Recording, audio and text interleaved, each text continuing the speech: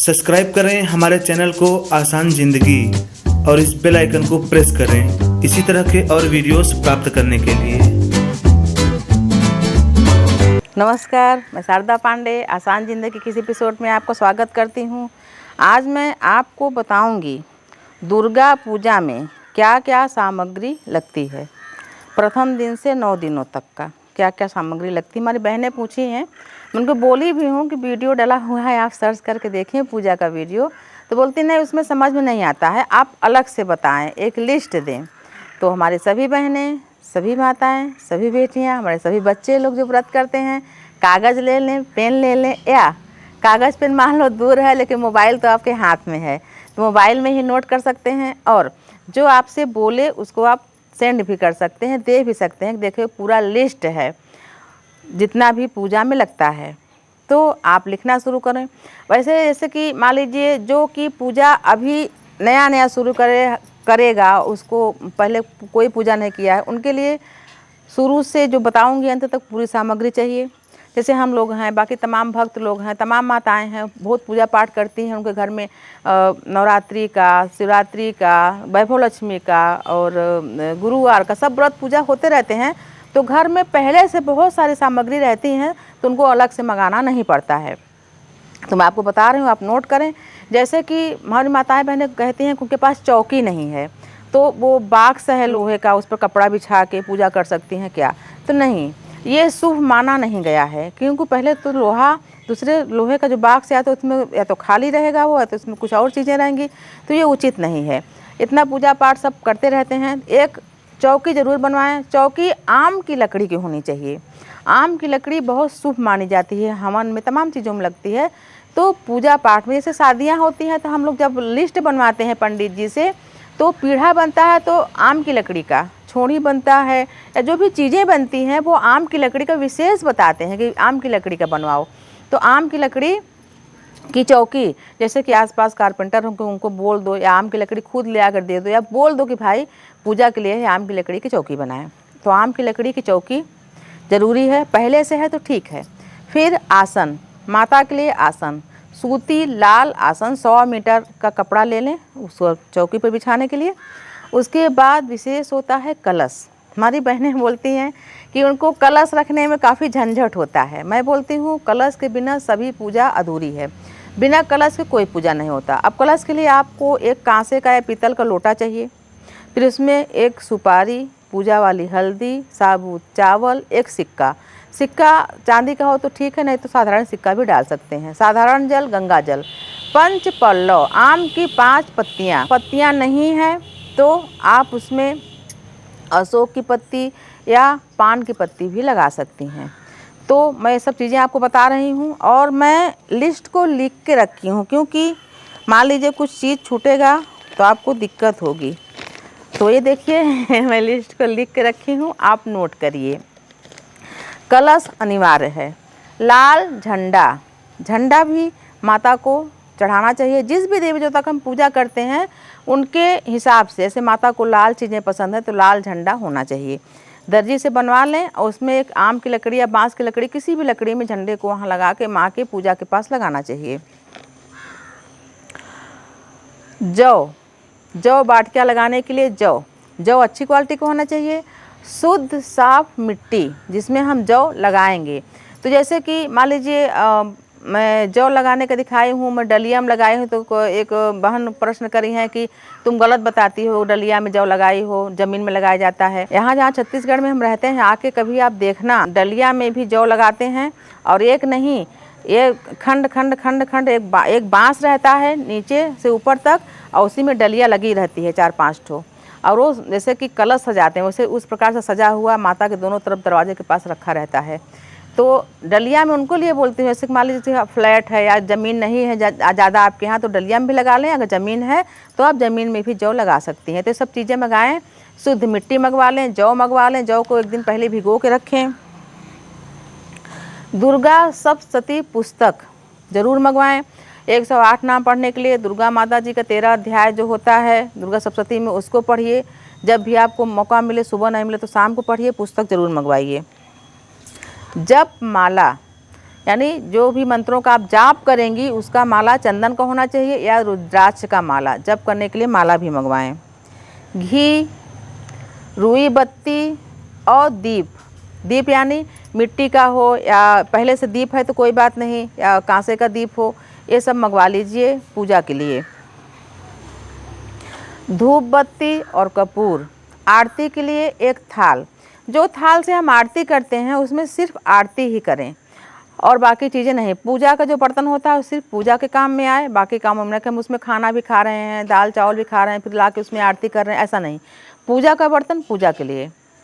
जब हम आरती करते हैं तो दीपक 5 या 3 बत्ती का बना लेते हैं दीपक, नीचे चावल रखेंगे, फिर उस पर दीपक रखेंगे, कपूर भी बाद में जलाएंगे, दक्षिणा और ये फूल वगैरह सब रख के आरती का एक थाल अलग से होना चाहिए, नहीं है तो मंगवा लीजिए। दक्षिणा विशेष, जैसे कि जब आरती करोगे तो उसमें दक्षिणा भी डालना पड़ेगा, आप भी डालोगे, घर के जितने भी लोग रहेंगे सुबह शाम की आरती में रहेंगे तो भी दक्षिणा डालेंगे।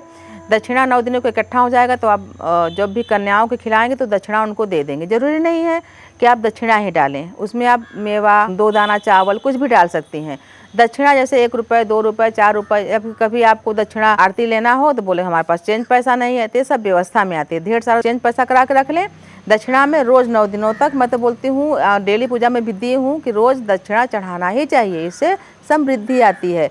चढ़ा हुआ दक्षिणा नवरात्रि का बेटियों को दे दें और बाकी जो दिनों में दक्षिणा चढ़ाते हैं वो दान पेटी में डाल देनी चाहिए। मेवा मिश्री, जैसे कि बहनें पूछती हैं कि रोज़ हम प्रसाद में क्या चढ़ाएं, या रोज़ अलग अलग प्रसाद कोई बताया है चढ़ाने के लिए तो आप चढ़ा सकती हैं, लेकिन बेसिक है कि मेवा और मिश्री का प्रसाद रोज़ चढ़ाएं। मिश्री मंगा लें बड़े दाने वाली, मेवा पंच मेवा, उसको साफ़ करके अच्छे से रख लें, उसमें कीड़े उड़े ना रहें, सुखा के रख लें डिब्बे में। रोज़ मिश्री का और मेवा का माता को भोग लगाएं प्रतिदिन, और अष्टमी के दिन पूड़ी हलवा का भोग लगाएं। या आप जैसे कि रोज़ फल भी चढ़ाना चाहें तो चढ़ा सकती हैं माता को, लेकिन मेवा मिश्री रोज़ चढ़ाएं। माचिस मंगा लें, सब पूजा की तैयारी हुई रहती है तो भी माचिस नहीं रहती है, माचिस मंगाएं, 2-3 ठो माचिस मंगाएं, एक डिब्बे में रख लें कि माचिस भीगे ना, कभी जैसे अभी शरद ऋतु मतलब पानी भी थोड़ा थोड़ा गिर रहा है तो माचिस वो सहला न जाए, महदा न जाए, तो डिब्बे में रखेंगी तो सही रहेगी। माचिस भी मंगा के रखें। साधारण जल, गंगा जल, लाल फूल, फूलों की माला, यानी गुड़हल का लाल फूल तो माताएं बोलती हैं, बहनें बोलती हैं उनके यहाँ फ्लैट में हैं, कहीं और हैं, भारत से बाहर हैं, उनको लाल फूल कहाँ से मिले। मैं बोलती हूँ जब आप भारत से जाते हो या जब कभी आते हो तो जो चीज़ें आपको वहाँ नहीं मिलती यहाँ से ले जाओ। लाल फूल तो नहीं ले जा सकते, लेकिन हाँ अगर लाल फूल आपके पास नहीं है तो लौंग चढ़ाएँ, 2 लौंग माता को रोज़ चढ़ाएँ। और लाल फूल अगर गुड़हल का मिलता है तो माता को ज़रूर चढ़ाना चाहिए।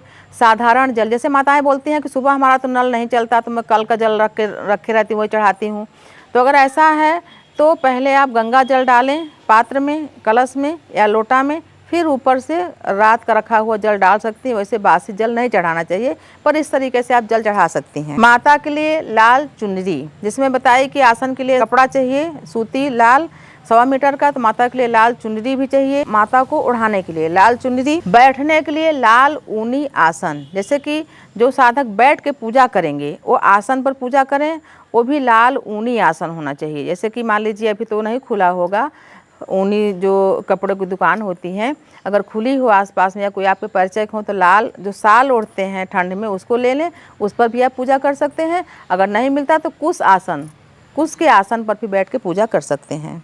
देवी प्रतिमा, जैसे कि देवी जी का प्रतिमा या मिट्टी का हो या अष्ट धातु का हो या कांच से मढ़ा हो तो प्रतिमा भी ला के रखें, या पहले से आपके पास फ़ोटो है तो उसकी पूजा करें। मिट्टी की प्रतिमा रखें तो पूजा के बाद विसर्जन कर दें। माताएं बोलती हैं कि हमको उनसे मोह हो जाता है तो विसर्जन नहीं करना चाहती हूँ, ऐसा नहीं है, मिट्टी की प्रतिमा विसर्जन कर दें। किसी धातु की प्रतिमा है तो उसको आप रख सकती हैं, प्रतिमा भरी होनी चाहिए। पहले से आपके पास मूर्ति या फोटो है तो उसकी पूजा कर सकती हैं। एक कांसे का लोटा या पीतल का लोटा होना चाहिए जिसमें माता के लिए जल वगैरह रख के स्नान कराना रहता है, वो होना चाहिए।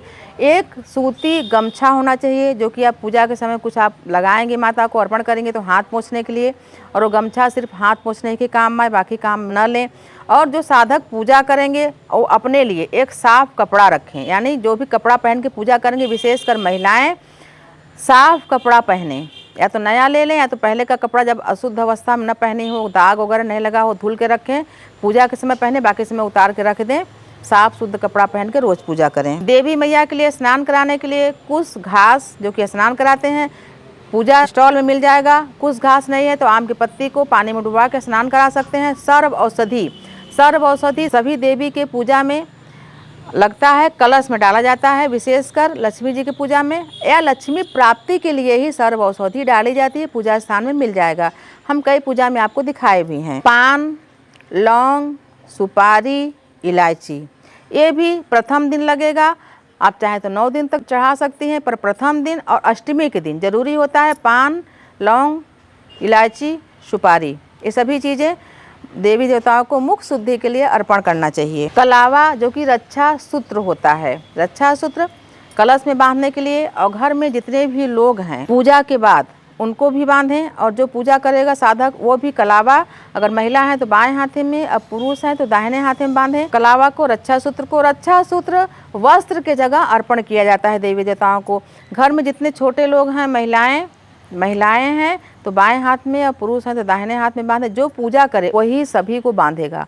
घर में छोटों को बांधती हैं तो छोटे आपके पाँव छूएंगे, अगर बड़ों को बांधती हैं तो बड़े को बांध दें तो बड़े आशीर्वाद देते हैं। रक्षा सूत्र मंगा के रखें। अष्टदल कमल बनाने के लिए हल्दी का चूर्ण भी मंगाएं। थोड़ा सा पानी डाल के चावल को रंग लें, अष्टदल कमल भी बनाएं।